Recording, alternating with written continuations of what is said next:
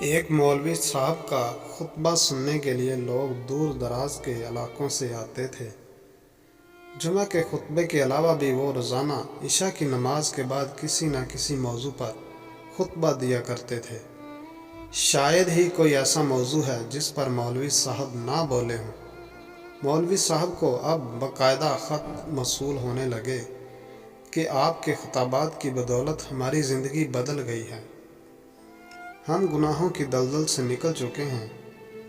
کچھ دنوں کے بعد مولوی صاحب کے ساتھ ایک عجیب واقعہ پیش آیا۔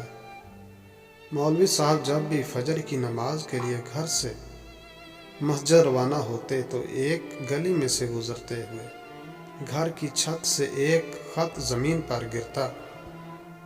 ایک دفعہ مولوی صاحب کے سامنے خط گرا تو انہوں نے فوراً اوپر دیکھا تو حیران رہ گئے۔ ایک نقاب پوش لڑکی چھت پر کھڑی تھی۔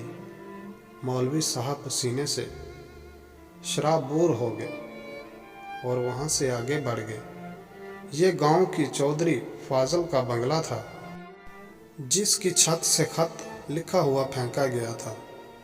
ساری رات مولوی صاحب کو نیند نہ آئی۔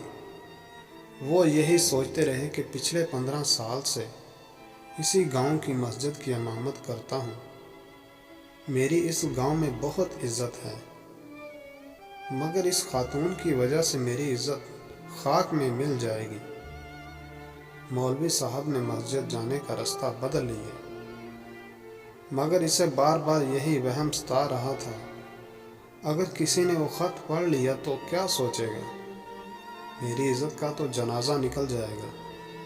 کسی نے چودھری صاحب کو بتا دیا تو وہ مجھے گاؤں سے نکال دے گا۔ آخر وہ لڑکی مجھ سے کہنا کیا چاہتی ہے، ایک دفعہ تو ضرور پڑھ لینا چاہیے تھا۔ یہی سوچتے ہوئے مولوی صاحب دوبارہ جان بوجھ کر اسی پرانے راستے سے گزرے۔ وہ جیسے ہی اس گلی سے گزرنے لگے تو ایک خط مولوی صاحب کے سامنے گرا۔ مولوی صاحب نے جلدی سے وہ خط جیب میں ڈالا اور مسجد روانہ ہو گیا۔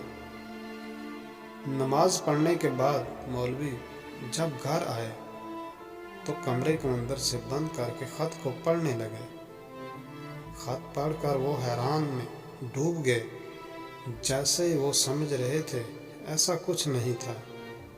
خط کی تحریر کچھ یوں تھی: مولوی صاحب، میں روز ہی آپ کے خطابات سنتی، آپ کی ان خطابات کی وجہ سے معاشرے کی بہت اصلاح ہوئی ہے، جس کی مجھے بہت خوشی ہے، مگر افسوس پچھلے 10 سالوں میں آپ نے ایک موضوع پر خطبہ نہیں دیا، جس کا مجھے بہت افسوس ہے۔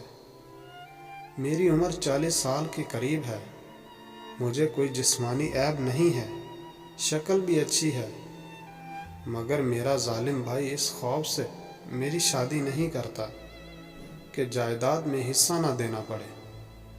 لیکن کیا کیا، میرا حق نہیں کہ میں بھی اپنا گھر میں، میری آپ سے گزارش ہے، کبھی اس موضوع پر بھی بات کریں۔ مولوی صاحب نے جب خط پڑھا تو ان کی آنکھوں میں آنسو آ گئے۔ اگلے دن مولوی صاحب نے پرجوش انداز میں بیٹیوں کے حقوق پر خطبہ دیا، جبکہ چودھری فاضل اس کے سامنے بیٹھا تھا۔ وہ چودھری کو اس معاملے میں مجبور نہیں کر سکتا تھا، مگر کم سے کم رات کو سکون کے ساتھ سو سکتا تھا، کیونکہ اس کے دل کا بوجھ ہلکا ہو چکا تھا۔ خدا سے دعا ہے کہ ہمیں آسانیاں عطا کرے اور آسانیاں تقسیم کرنے کی توفیق دے، آمین۔